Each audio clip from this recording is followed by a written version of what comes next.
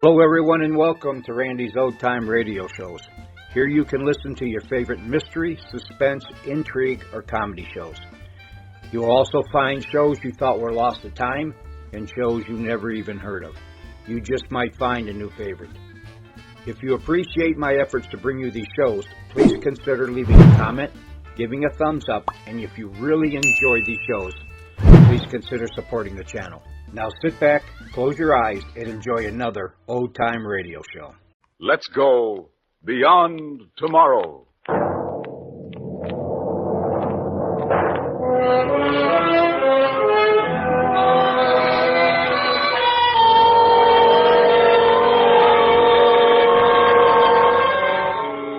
Are you afraid to face tomorrow, or whatever may lie beyond tomorrow? Do you think you're up to spending a weekend on the moon, or entertaining house guests from Mars? Can you and your children adjust to the strange, new, wonderful world that is being wrought in the test tubes and cyclotrons of science beyond tomorrow? Beyond Tomorrow, a new program of probabilities drawn from the vast library of science fiction, where anything is possible and possibly may happen to you.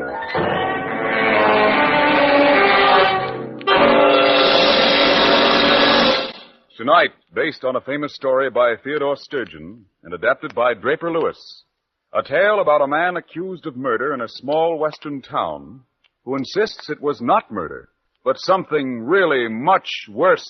All right.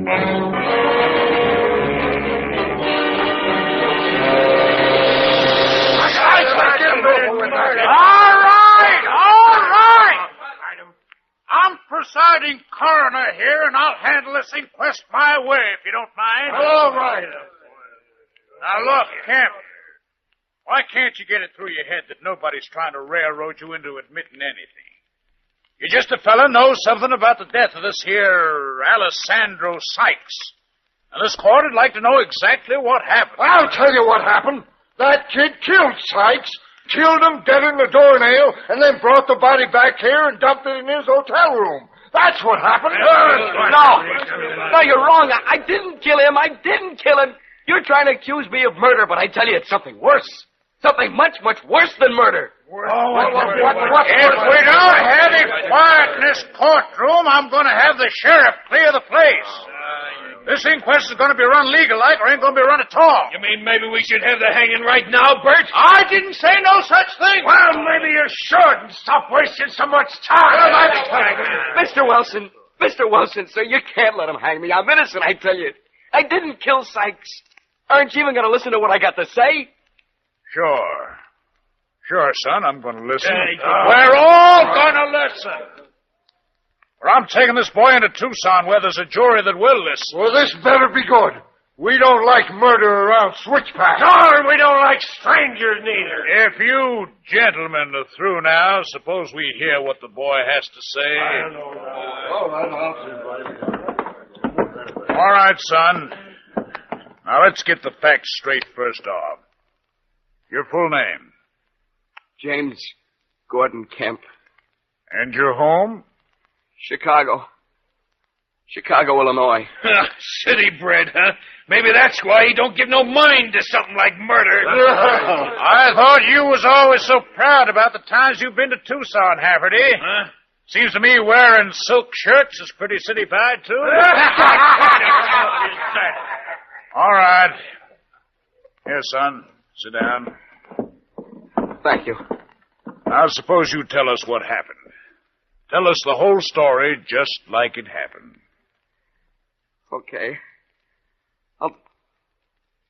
I'll try. I guess I'd better go right back to the beginning. The first time I ever saw this here Sykes. It must have been about 2 months ago. I had a little repair shop at the time, just auto parts and maybe fooling around with radios and TV sets now and then. It didn't make no big profit, but it paid the rent and gave me a little extra pocket money. I was working in my shop one afternoon when he walked in. He watched what I was doing a couple of minutes. Then he spoke up. You Gordon Kemp? I said yes and looked him over. He was a scrawny fella, probably 60 years old, and wound up real tight. He talked fast, smoked fast, moved fast, as if there wasn't time for anything, but he had to get on to something else. I asked him what he wanted. You the man had that article in the magazine about a concentrated atomic torch? Yeah, only that guy from the magazine used a lot of loose talk. He says my torch is 300 years ahead of its time. Actually, it's something I stumbled on by accident, more or less. It's an ordinary atomic hydrogen torch, but it's plenty hot. It'll cut anything. Anything. And since it got patented, you'd be surprised at the calls I got. You got no idea how many people want to cut into bank vaults and the side doors of hock shops. Like to take a few weeks off and go out west? Arizona? I want you to cut your way into a cave there. A cave? Is it legal? Well, sure it's legal. How legal? You get me into that place. You can satisfy yourself as to whether it's legal. I'll give you $5,000. What? Cash. How's that again? Get me into that cave, and you'll get $5,000. Cash.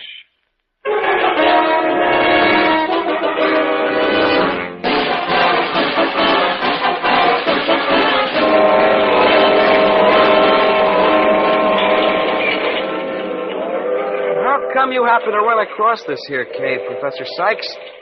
Didn't anyone else in Switchpath ever spot it? Yeah, from what I can gather, there must have been a shifting of rock. Maybe a slight earth tremor that opened it up. At the time I was fresh out of college, spending all my time digging for Indian ruins. I found it at the bottom of a deep cleft. Small, dark room, all rock walls.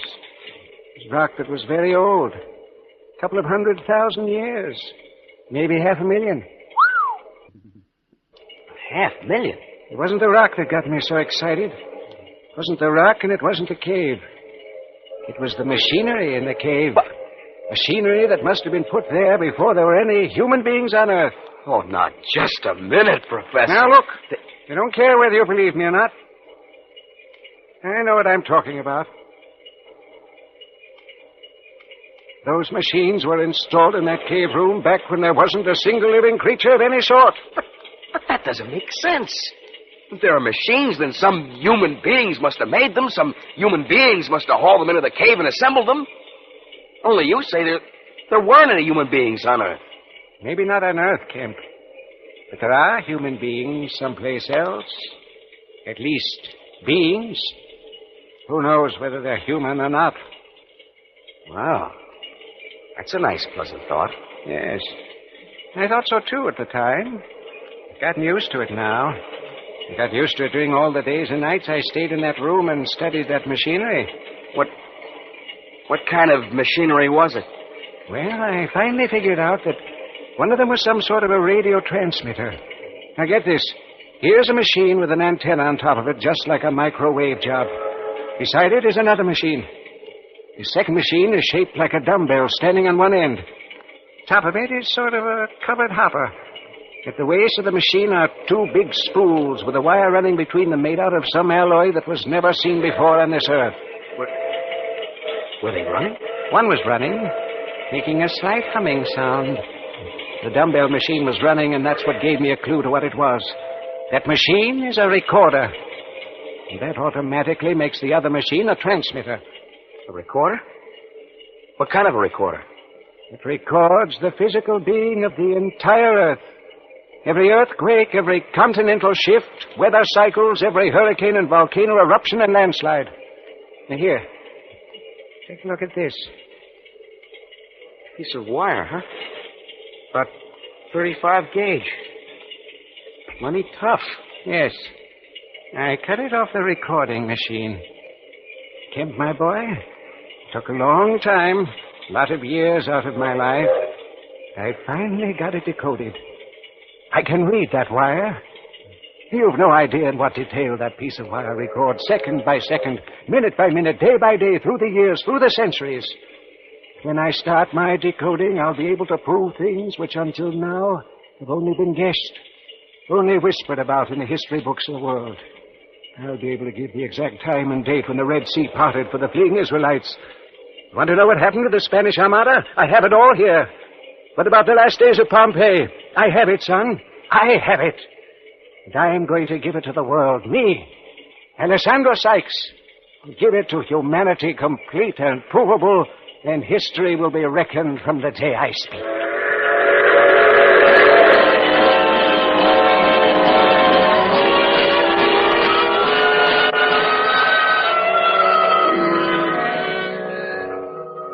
I admit he did sound a little off his rocker. And if I had any sense, I would have gotten off that train and gone back to Chicago.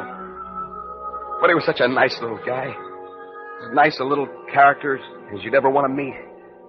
And he figured he had something big in that cave. I'm not going to listen to Yes, I tell you, something important enough that he'd been living with it, thinking about it, working on it day in and day out for 30 years or more. You can't let that kind of a guy down. All of us here knew Sykes pretty well, Camp. His family was among the first settlers in Switchpath. Came in on a wagon train just before the rush in 49. We knew he spent a lot of time digging around in the desert, but we never heard about no cave. It's 30 miles or so to the east of town. You pass a big rock formation. It's shaped like a crescent. And the cave's a little further. I've been out by Crescent Rock more times than I can count, and I never seen no cave. But you wouldn't see it if you didn't climb into the cleft. Something happened out there just about 2 years ago. Ground was hot for miles around. All the grass shriveled up and died. Nothing's grown there since. Yeah, besides, if Sykes had found a cave, he certainly would have told somebody here in town. Ain't like he was an outsider, if you know what I mean. Well, sure. That cave was there. It's not there now, but it was there, and I was in it. Sykes didn't tell anyone else about it because he knew no one would believe him. He wanted to get his proof first. And what makes you think we believe you, Kemp? This is the truth, I'm telling you. This is how it happened. And you still haven't told us about the killing yet. No, how about that? I said this inquest was going to be run legal now, boys. Hey, we're wasting a lot of time. The whole story smells to high heaven, and you know it. I ain't passing judgment one way or the other till I hear what the boy has to say. And I still mean what I said about having the court cleared. All right. Now go on, Kemp. What happened when you got here to Switchpath with Sykes? I don't think anyone will remember the night we arrived. I was dead tired from the trip, and I wanted to get some sleep. But the professor was all for getting out of town as quick as possible. He didn't want to answer any questions. So we piled all the stuff into his rattly old car and started for Crescent Rock. It was plenty spooky driving across the desert at night. It was a cold wind. It kicked up the dust, and you breathed dust, bit into it. The old man kept peering straight ahead. And every now and then he'd change the direction. Swing a little to the right, son. It's an old castle trail. We follow it for 5 miles or so. He knew the way perfect. It's Crescent Rock way up there ahead. Just keep it head on. We didn't detour or backtrack once. It's another 10 miles now. Distance is pretty tricky out here. Things look closer than they really are. And then, just as it began to get near dawn, the sky was all smoky and you could start seeing the scrub weeds and cactus growing around the trail. Sykes grabbed my arm and said, Pull up here, son. Walk the rest of the way to the cave. I don't want anybody snooping around while we're down there with those machines. I don't want anyone to know a thing until I'm ready to tell them.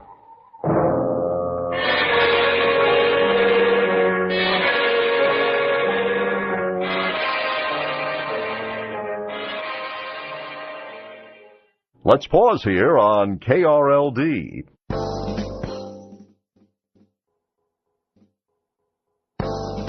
Now back to Beyond Tomorrow on KRLD.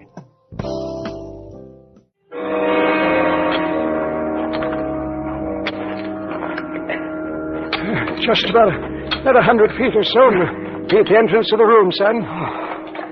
Boy, I never knew how much this torch weighed till I had it strapped on my back. Sure I can't give you a hand with it? No, it's okay, Professor. Don't worry. Over there, It's all that's left of the place where I used to camp at night. I was afraid to sleep in the room, afraid to sleep outside the cleft. I used to make a fire and bed down on the rock. Can't say I'd enjoy that over a long period of time. You get used to anything if it's important enough. I got used to the dark, the sound of little animals scurrying around, the damp, the smell. Wait, huh? This is it, Kemp. You can take off your pack, yeah? There. Oh, that feels better. Oh, I'm glad I can still straighten up. You see that place there? Between the two pillar formations? That's it, son. And it's all yours. That 300 years in the future torch of yours is any good. Now's the time to prove it.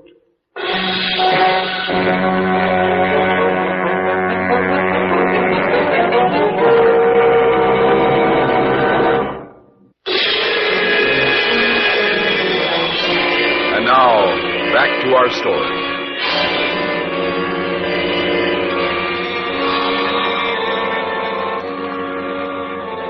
Okay. Now stand clear of the equipment, Professor. Sure that tank is balanced squarely? I can pile a few more rocks around it. Yeah, well, we'll give it a try this way. If it starts to move, just give a shout. I'll watch it, Kemp. Well, here we go.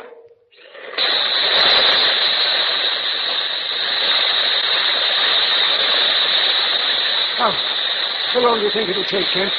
I don't know. It depends on how thick the rock is that's sealing up this room. Kemp, think of it.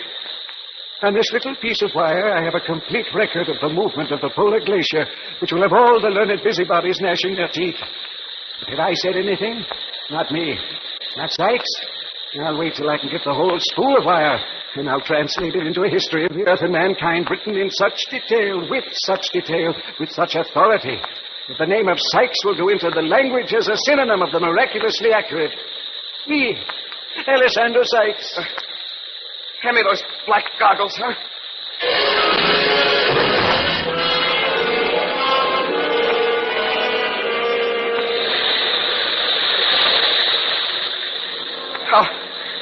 How long have we been at it now, Professor? Almost 3 hours, son. You better let me spell you. No, I'll take a breather when I need one. This torch is too heavy for you to handle. By the way, whatever happened to the anthrax you used before? How can we have to burn our way in like this? That, my boy, is an unforeseen quality of the machines. For some reason, they closed themselves up. In a way, I'm glad they did. I was unable to get back in. I was forced to concentrate on my sample. If it hadn't been for that, I doubt I would ever have cracked the code. Whoever left these machines here or how they operate, we may never know. It would be interesting to find out. The important thing now is to get into that room and get that spool of wire. That's all that matters, son. That's all that matters.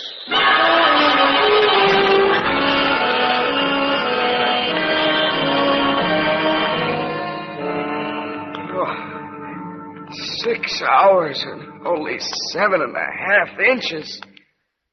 I've seen that torch of mine walk in a laminated bank vault like the door was open. What kind of rock is this, anyhow?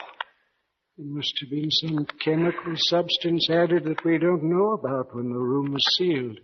And you think that machine will still be running after the blast of heat it must have took to build this wall? It'll be running. They'll both be running. The recorder and the transmitter.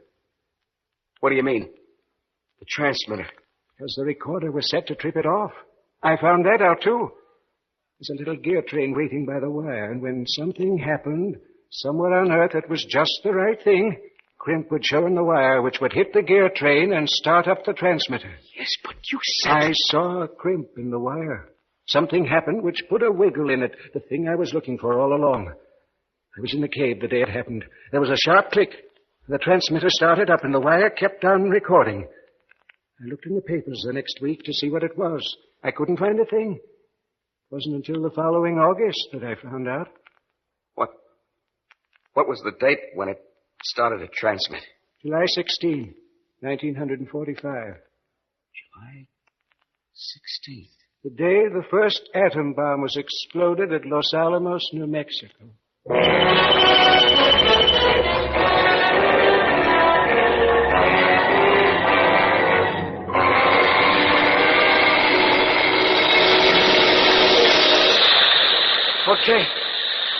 Okay, Professor. Hold the light a little higher. This should do it now.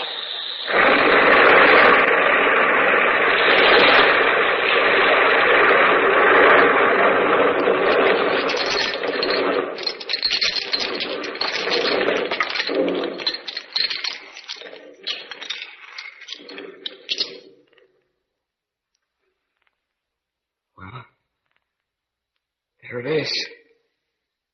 I'll have to wait a minute or so while those edges cool. 30 years' work. 30 years, Kemp. Professor, who do you think's on the receiving end of that transmitter? I don't know. I'm only sure whoever he is or they are, they're not any place on this earth. That's why I've been so anxious to get into the room. Well, we'll throw that canvas over the edges just to be safe.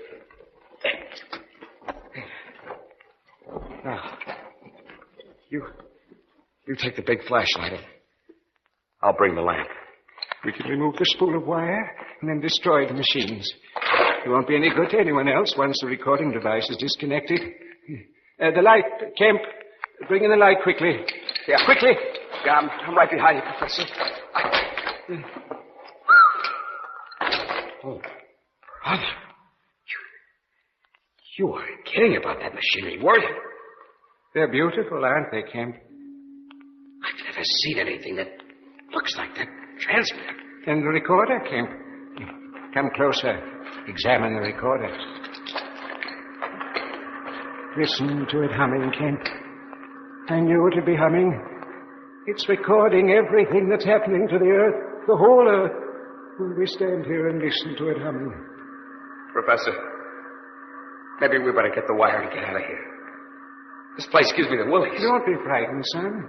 Machines can't hurt you. It's not the machines. I just don't like this place. Let me hold the flashlight. You disconnect the spool. There should be a catch lever of some sort which frees it. Something like a movie camera, one of those old-fashioned wire recorders. Yeah, well, maybe I can find it, Professor. I've worked with these things. No, and I know. No, I can find it. Just let me alone. You forget that I've been... Oh, Kemp. What's the matter, Professor? Kemp, the reel is empty. Look.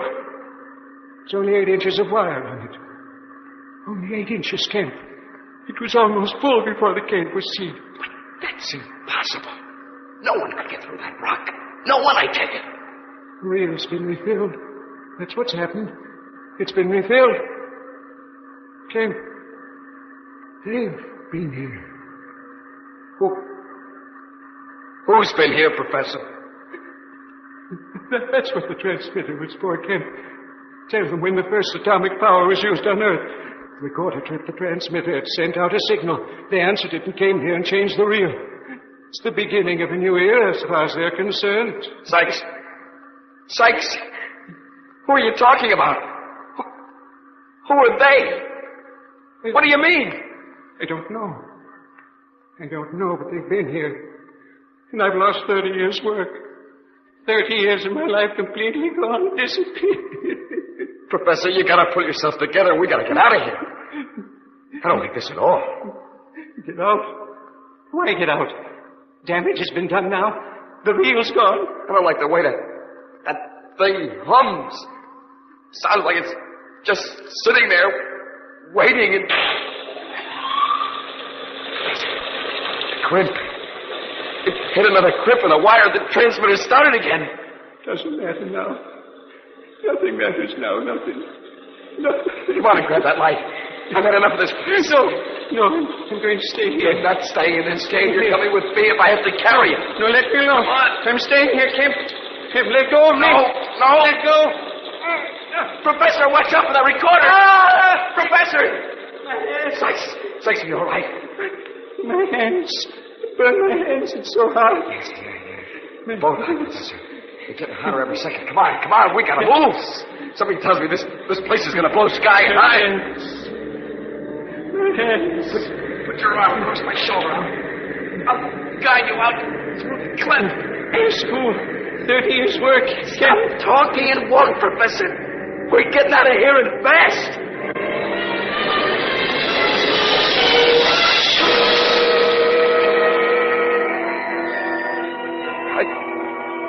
I don't remember much about that climb up through the cleft, dragging Sykes with me every inch of the way. I just knew it was hot.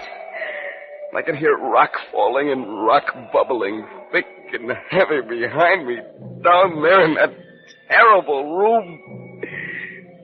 I somehow got to the car and stretched Sykes out of the back seat.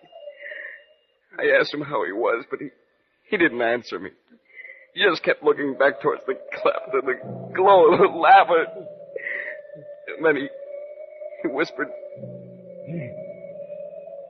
They knew we'd reached the atomic age. They wanted to be told when. That's what the transmitter did. They came and took the recordings, filled the machine. Don't try to talk, Professor. I'm going to drive you into town and we'll get the doc to take care of those hands of yours. They sealed off the room with something they thought only controlled atomic power could break into. This time the recorder was triggered to that power. Your torch did it, Kemp. That 300 years in the future torch, that did it. They think we have atomic power. They'll come back, Kemp. Who, Professor? Who? I don't know. I don't know whether they're friends or enemies or where they are. There'd be only one reason why some creature would want to know a thing like that. And that's so they could stop us. Oh, no, Professor. We're not going to be stopped now. Like the papers say, we're in the atomic age if it kills us. But we're in for keeps. Why, humanity would have to be killed off before to get out of this atomic age. I know that, Kemp. I know. That's what I mean. Oh, Kemp, what have we done? What have we done? Professor? Professor Sykes?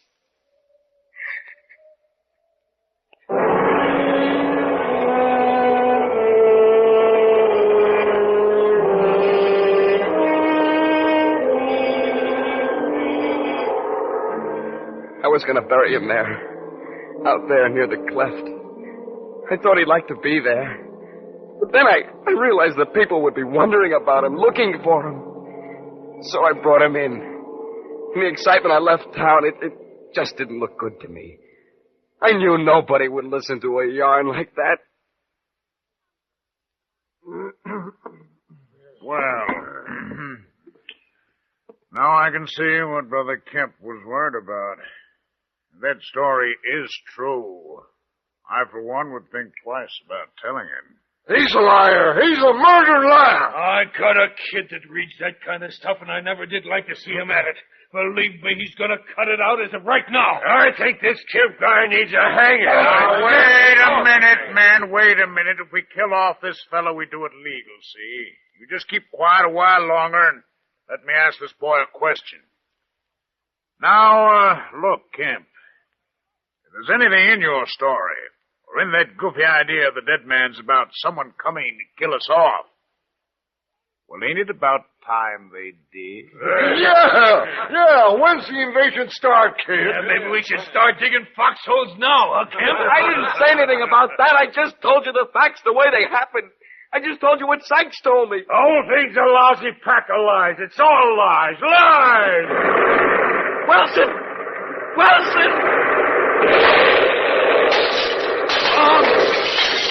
That was a bomb! Kid Wilson, look! There! In the sky! Look! Ships! The sky is full of ships!